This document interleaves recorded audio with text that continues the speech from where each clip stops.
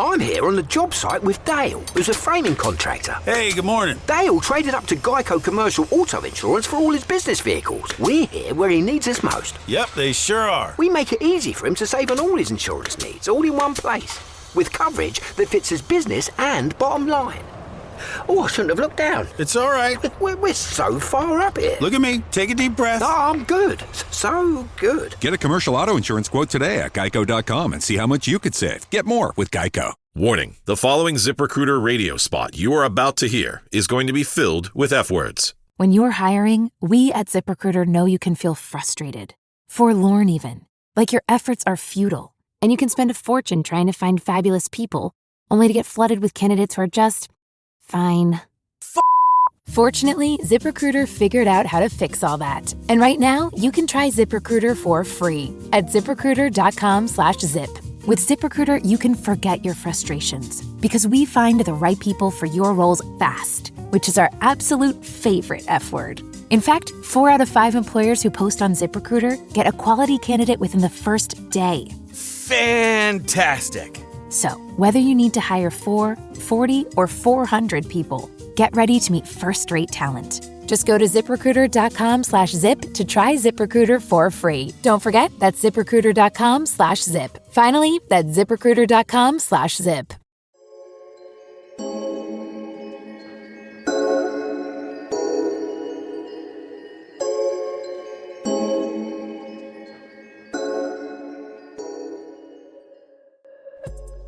Welcome to the Perceived Reality Podcast. In today's overhyped image and money-driven society, it can be hard to know what is real and what is just a manufactured reality. The Perceived Reality Podcast looks to break down this manufactured wall of reality and reframe it in a way that everyone can understand, or at least get them thinking about who they are, why they are here, and what life actually means. Your hosts, Sarita Patel and Latham Woodward, bring interesting guests and perspectives to the listening audience so that they can alter their own perception of the reality in which they live. Always entertaining and packed with real subjects that anyone can enjoy. Perceived reality may be the wake-up call you need in your life.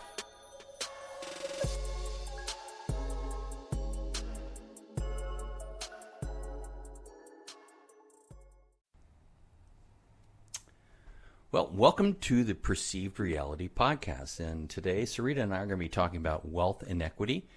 And it really is something that is spreading all across the nation, with formerly affordable places to live suddenly becoming expensive. And this is all something that happened during COVID, really. What do you think, Sarita? Well, and say hello to everybody. Hi, everyone. Yeah, I do think I saw it really coming to a head during COVID. I spent 23 years being a sort of part-time landlord in Marin County, and my boss and I had many, many conversations about how much rent should be. And we really worked hard to find a place where people could live and be close to work. I know I'm kind of going all over the map because a lot of things are just coming up in my mind, like where this really started. It has been unaffordable for a long time to many people, and a lot of people have left this particular county for decades and decades. Oh, yeah.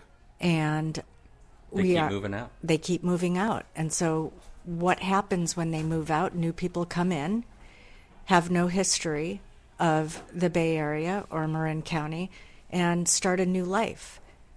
I think that's part of the problem. If you don't have a historical basis of how things began, how they get nurtured, how they get destroyed, then you are out of touch with what's really happening.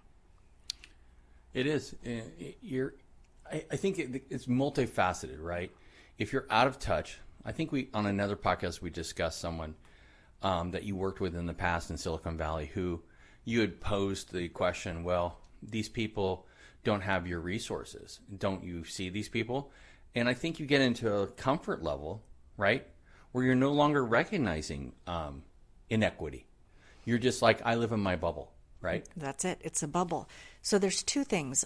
There is a Maxfield Parrish painting called Air Castles, and I think everybody should Google it. And it's a really great example of the bubbles that we can live in. But in reference to the Silicon Valley family, in 2015, 16, and 17, I did a little experiment, and I went into some pretty powerful people's homes and said, I can kind of help you get things organized in 3 months or less. And what that meant was I assessed what their dreams were, what were the problems that they were having in running their households. And it was basically, I could sum it up to one thing, and that is a lack of communication. If I further detail it out, it's a complete lack of empathy and empathy. Yeah, empathy is like one of those things. I think once people get separated by money, right, and they start having staff and they have the better, quote unquote, the better things in life, they lose track of sometimes how they got there. They want to forget it. They erase that past. And it's a really common thing. You run into it, I run into it, where people, like, they'll have, like in your case, your parents are from India, right? And some people who are immigrants is like, I don't want to deal with that. That was another life, right? Mm-hmm. I know in my family, my great-grandmother spoke Spanish because she's from Santiago, Chile. And my mother doesn't speak Spanish because, number one, they want it as a secret language amongst her children. Mm-hmm. Number two, they don't want them to know what they were talking about. And the other thing is, they didn't want to be perceived as an immigrant, right? And so they purposely kind of erased the past. Now, I'm not saying that's why my grandparents do it, but a lot of families do it that way. Well, so you just brought up 3 different scenarios for an immigrant. One, they talk in their tongue so that other people don't understand what they're saying. Right. Right? Number 2, they want to forget their past because usually people immigrate to another place to improve their life. Right. Right? And so just let's take those 2 because they're good ones. I mean, our family, my dad tried to teach us how to speak Gujarati every single day. He had a little school set up in our basement, which was where the washing machine and the dryer was. It was a dumpy little basement. But he had it set up like a school so that we would never forget our language. Well, school me on something. Is that a dialect of Hindi, or is it a totally different language? Totally different language. So I think India has hundreds, if not thousands, of different dialects. I did not know that. Yep, a lot of people don't know that. I thought there were like 4 or something. No way. Wow. Yeah. So a person speaking Hindi cannot understand a person speaking Gujarati? Very difficult. Wow. Yeah. I mean, it's like standing with a French person, and if you've never taken French, it's just Greek. Literally. Yeah, literally. So, yeah, I had no idea. So my dad spoke Sanskrit, Hindi, Gujarati, Tamil, all sorts of languages because he was an educated person. Wow. My mother, who had a second-grade education, could pretty much pick up almost every dialect, but she was not formally educated. So her way of communicating with people was a little bit of language. I mean, she was a quick learn, so she could pick up another language pretty quickly. And when I say pick up another language, you could move from one village to another and have a completely different language. Like within miles of each other? Within miles. Really? Yeah. Wow. And so they're similar, but then there are these nuances. Well, you just schooled me on something. Well, I know. I was kind of surprised because when we went to India for the first time, I think I was 7 or 8, and I would start speaking Gujarati, and, my dad would grab my arm and he's like, "You're talking slang." And I said, "Slang? What are you talking about? I'm speaking what I learned." And, he looked at me. He realized he didn't teach us how to speak properly. So, like, if we would go to Bombay, and if I would speak Gujarati in Bombay with, like, a more upper-class family, I sounded like, Pygmalion. Who brought this person over? Shut up. Keep your mouth closed. And we did. We just listened.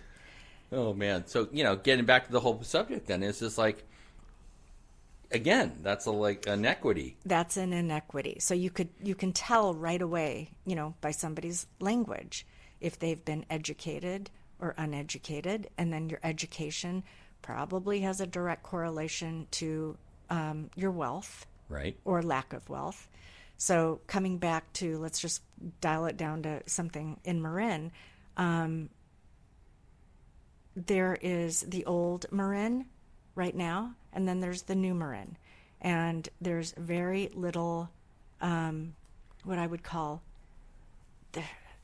it's almost like they're traveling on two different highways. So both environments, both demographics exist together Right. in this landscape, but they literally have completely different lives. Now, since this broadcast goes out worldwide, let's just define what Marin is. Marin is a county north of San Francisco, directly over the Golden Gate Bridge. It has long been a refuge for people because it's very wooded, it's very beautiful. It has zero growth, which is much to the munificence of widows who've left vast plots of land to people in Marin County. But it also bred a huge amount of inequity. So with the two worlds you're talking about is one that I come from the old Marin, which where everybody was working. We lived side by side with plumbers and painters and electricians and car mechanics and lawyers and doctors and everybody. It was like a normal American society.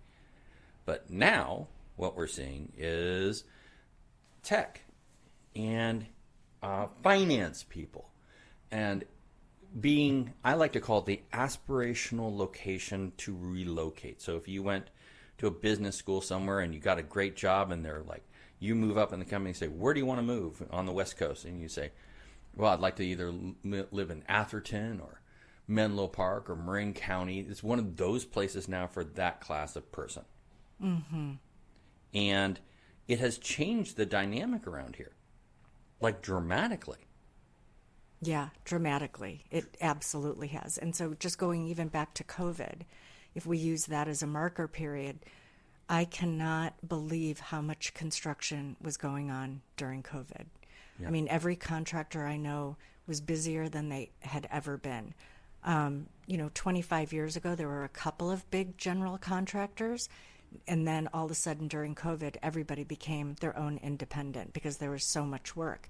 So you put that next to there's all these new, bigger homes being built while people are suffering with their jobs, with their anxiety, with the cost of living. There were less rentals available. So again, you've got these two parallel lives and they're not joined. But I had a lot of conversations with my construction friends who I had worked with for 25 years.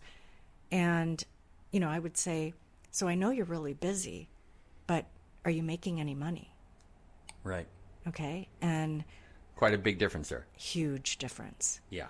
So somebody might be busy and not able to take new clients on, but at the end of the day, it's almost like they're still service people. So they're providing a service to people who are building homes maybe for the first time. So they understand very little about the construction process. They understand very little about the cost. So what I saw popping up is all these cost analysts who were coming in to help clients analyze the construction bills. I mean, it's like a whole new industry. A construction manager, cost analysis industry. Right. Yeah, I saw it everywhere. Yeah. It's crazy. Well, in terms of, obviously that's kind of an upper crust inequity, right? That we're talking about. Like the haves and the haves, not the haves and the have-nots. But what we discussed yesterday was how we're both seeing a lack of service people that we can call on to do certain tasks. By the way, that's our dog, our dog here, Poppy, who constantly is barking at mysterious things through the door. Poppy, sit down, please. Anyway, and there's no one to call anymore. And if you do call them, and here's a little insider thing, it's between you don't get to call people in the 415 anymore, which is the error code. it's always 707 or 916 or 619. Not 619, that's San Diego. But it's always someone who has to move. It's the Vail Aspen effect, and they have to live somewhere else to do the work for the rich people, and they can't afford to live here. Yeah. It's terrible. It's terrible. So that's a good one. So I'm from Chicago, and I remember when the area code started to expand outside the 312 area, they created a 708, and that was undesirable, but it was because more people had moved out of Chicago proper because of the cost of living. So the same thing happens everywhere. It's the Vailification, the Aspenification of everywhere. And then what are we going to do? Are we going to build tenements for the worker bees? I mean, that whole concept seems so alien to me, right? Mm-hmm. And the constant, especially around here, where you got people standing in opposition, being NIMBYs to projects, and saying, "Oh, we don't want affordable housing next to us because we earned into this neighborhood." Well, that is so counter, especially politically, to so many people who say they want inclusion, right? Well, that doesn't make sense. So that's okay. So you say earned into the neighborhood, right? Right. That's a good one. How do you earn into a neighborhood? I mean, obviously, you have to be able to afford a house there. Most people bought houses in certain areas for the public schools, right? Right. Which is another subject we're going to bring up in a minute because it drives me incredibly crazy. But that earned in thing is about this perception, especially with the tech and finance people who move here now. It's like, it's aspirational, as we get back to that word. It's aspirational to come into this place and, be a part of a community. And that's when we get back to the schools, because why I bought my house with my wife, we bought our house to be close to the schools, the public schools. We want to support the community. But now, as you know, many people move and immediately shove their kids into private school, even though they're in the best school districts in California, if not the country. Right, because the private schools, it's like you're upping your status another tier. And the public schools won't take care of your kids like they need to be taken care of, that you won't have the amenities. So it's like a hotel, right? It's all about the amenities. Yeah, but from my viewpoint, as someone, I have to be honest here, I'm the only kid in my entire family who went to public schools my entire life, grade school, high school, and public university.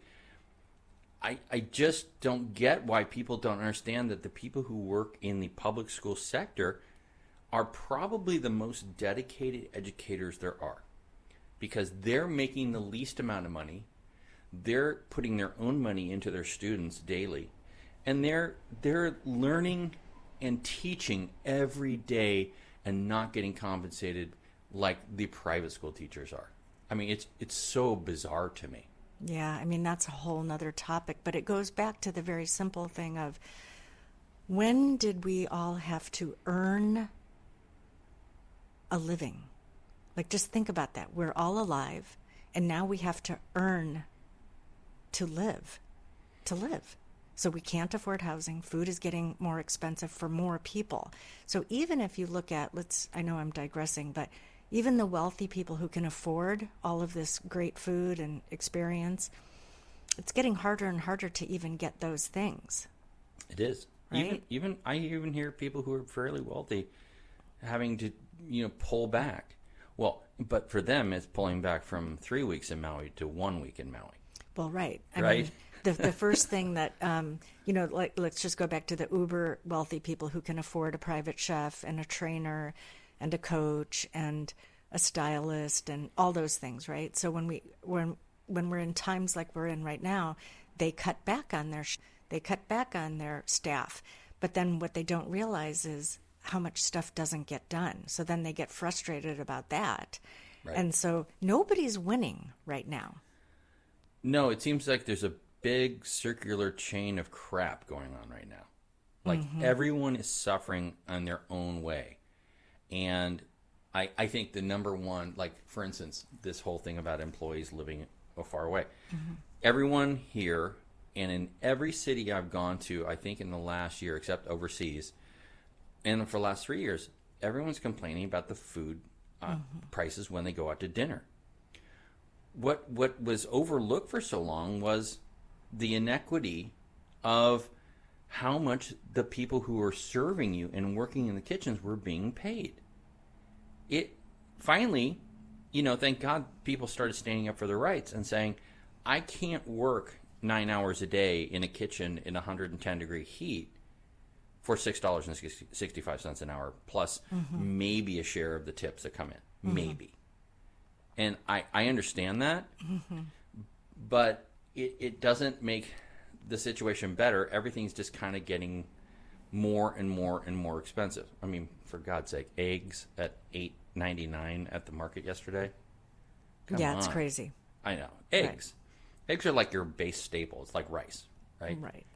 You got to have rice. You got to have eggs. If you don't have either one of those, you're screwed. Right. Right. But in terms of like where we're going from here, what do you think?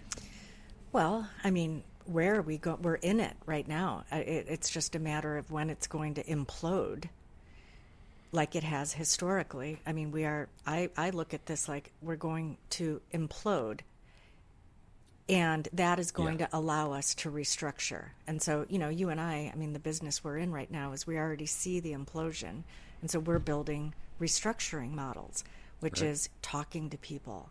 What do you know how to do? What are you good at? What don't you want to do anymore? Where do you want to live? How can we help each other? Not in a murder-like way, but I have less friends today than I did 10 years ago, but they are really sort of an old school group of friends. It's not transactional. Right. It's, it's fun, but it's also useful. Well, on that note, and a great segue into our promotion today, and that's for Madmana Studios here in beautiful San Anselmo, California, where we take PR to a new level, and we are taking PR back, representing the client. That could be you if you're looking for representation for your media projects, for your projects, whether they're for charity or whether they're for personal wealth or whatever you're looking at. We'd like to talk to you. If you want a hand-holding experience, Madmana Studios may be for you. You can contact us at either Sarita, S-A-R-I-T-A, at madmanastudios.com, or Latham, L-A-T-H-A-M, at madmanastudios.com. So back to, there goes the shameless shilling for our company, to talk more about, inequities in our world. There's more than this. And let's just go healthcare, right? Mm-hmm. I view healthcare as a universal right. Universally. Yeah. And what I've been seeing lately with denial to many people for standard things. I mean, I just saw a little girl who was denied an artificial limb because she was born without a limb. Because they said, the insurance company said, she didn't even have one, so she doesn't deserve one. That kind of stuff pisses me off. That's so bizarre. That's almost like the person denying that claim doesn't even have any concept of what an individual who's operating without a limb's life is like. And that's what I think, that's where I think we are. The reason a lot of these inequities or injustices are happening is because the people behind the computer screen, they're just following the rules. If it doesn't check a box, then they don't know what to do with it. So we have to go beyond multiple choice. Multiple choice was bullshit. That was just, whoa. It's dystopian. Yeah. It is dystopian. When you're thinking about where we are and what we're thinking, like go back to the multiple choice. Well, how many limbs does this child have? 1 arm and 2 legs. Well, she only has 1 arm. Why would she need another one? My God, she probably knows what she's doing now with that 1 arm. But that's not the point. Right. The point of universal health care is to provide the ability for someone to live their best life. And what we're constantly seeing is the perception versus reality. Again, the name of this podcast is Perceive Reality. The perception is, oh, well, we've got this great healthcare system that benefits everyone and helps them lead better, healthier lives. The reality is paperwork, paperwork, paperwork. You've got to meet these stringent, copay requirements. And So the perception and the reality are completely and totally dystopian. They're completely separate. Well, so on that, do you know about all these concierge doctors that have popped up? I do.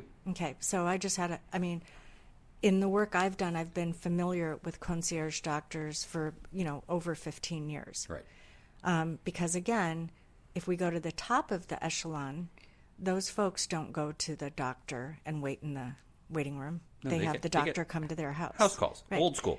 And old school. And, what they pay for that convenience is nothing, because their lives are all about what's convenient. Right. Right?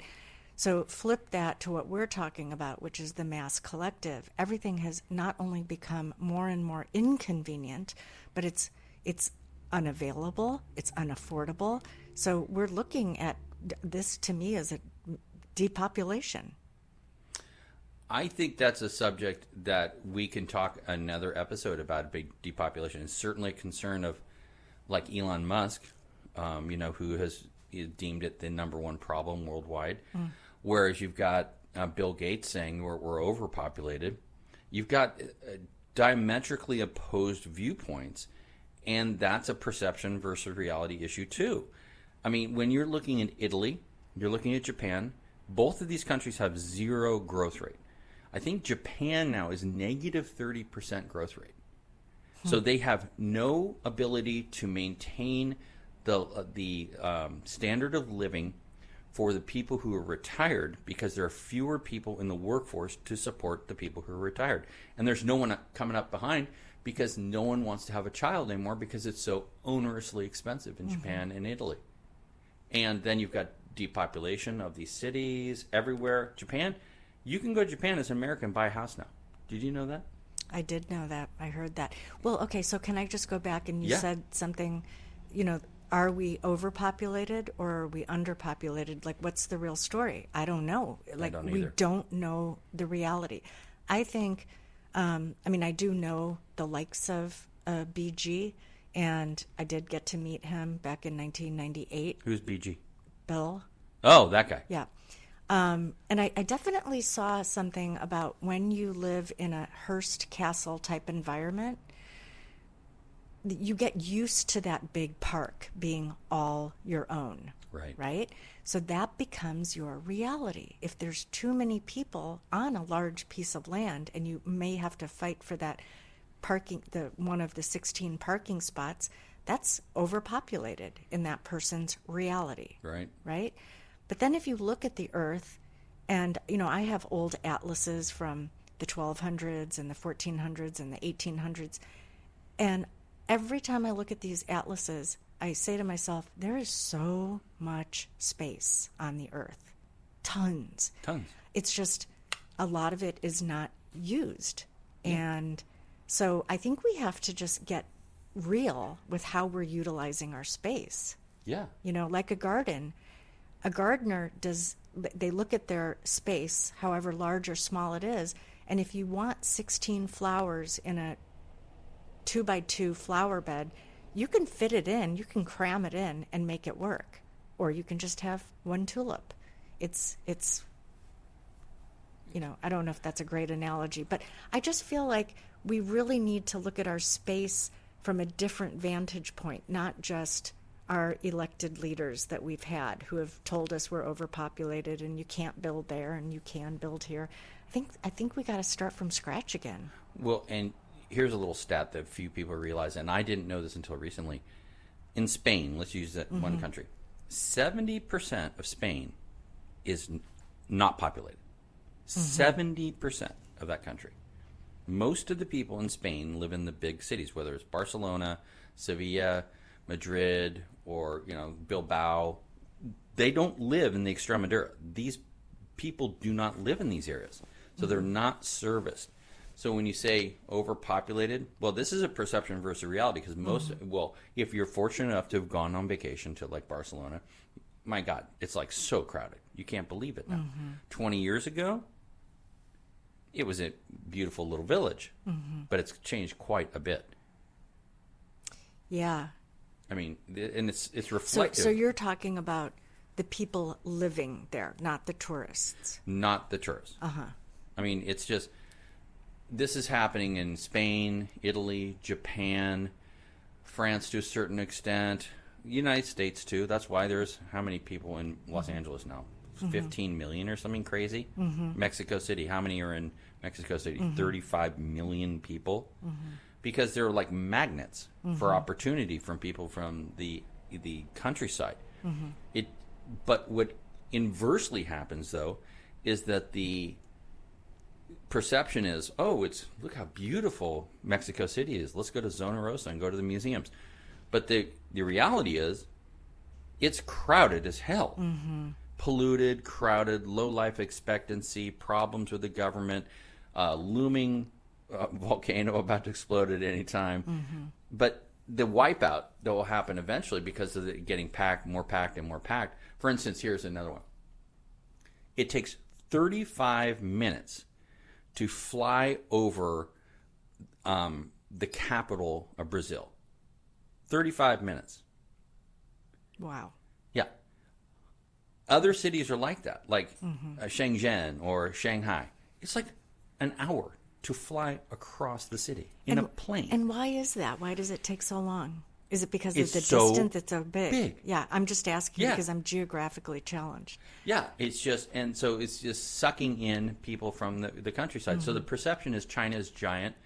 China is rich in resources. The reality is most people live in the cities and they're not in the outside areas.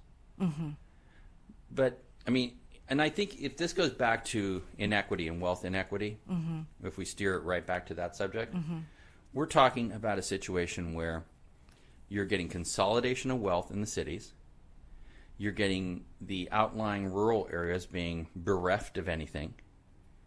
And in the current political climate, we saw a big backlash to that, right? Like not being represented. People who are disenfranchised in the rural areas not being heard. And so this is like, it's such a big subject, and I'm sure we're going to have more than one podcast about this. It's like, what do we do? And what approach do we take? And how do we prevent this thing from literally blowing up? Right. Well, I think we're doing it right now. I mean, you and I do walk around town talking about this with everybody, and we have been for years. And I think there is a sense of comfort because, like I said, I think there's not a lot of people who are really winning right now. Not a lot. And so even if we look at Marin, people are getting by. They might have their large house. They may have achieved everything that they ever dreamed of. But even maintaining that lifestyle is getting more expensive. It's harder to find good people, trustworthy people. Absolutely. Right? So if our economy is constantly based on a capitalistic, overbalance, then we're going to lose those really key critical human features. Yeah. I think it's humanity, right? We're going to lose humanity. We're going to be, it's unfortunate where people are scrapping about for the limited amount of resources. And it has not anything to do with shortages because right now there's 4 dairy companies in the United States that control 90% of the market. Did you know that? That doesn't surprise me. In the chicken market, there's 3 companies. In the beef market, there's maybe 10. That doesn't sound right to me. And we might want to go back to our elected officials and say, what happened to the anti-monopoly thing? What about all that stuff when we used to break up monopoly so that there was competition? Now the business sector has decided, well, we'll just make shell companies. And we'll have X company over here, Y company over here, and Z company over here. But we're all one big company. It's just all bullshit, right? Yep. We're just saying, oh, no, this is Happy Times Dairy, and this is, Solyndra Farms Dairy, and this is Happy Grandpa Dairy. No, they're all owned by Dairies R Us. Well, it's just like the media companies. Once you really dial down, you see all the media companies are owned by the same people. Right. So why do we think everything is, the same message? Because that is true. And whether people want to believe it or not, it's the most efficient way of controlling markets and people. That's correct. So I think we're going to leave it here today. We're at 32 minutes, and I just wanted to thank everyone for listening today. If you do have comments, please submit them to either myself or Sarita at Sarita, S-A-R-I-T-A, at madmanastudios.com, or Latham, L-A-T-H-A-M, as in mother, at madmanastudios.com. We're always looking for interesting guests. We have a couple slated. We have a really cool life story coming up for you with a man who had a near-death experience, not once, but twice, and his amazing journey to find long-lost parents and siblings. Until next time, this has been Perceived Reality with Sarita Patel and Latham Woodward. Thanks, everyone. See you next time. Thanks, guys.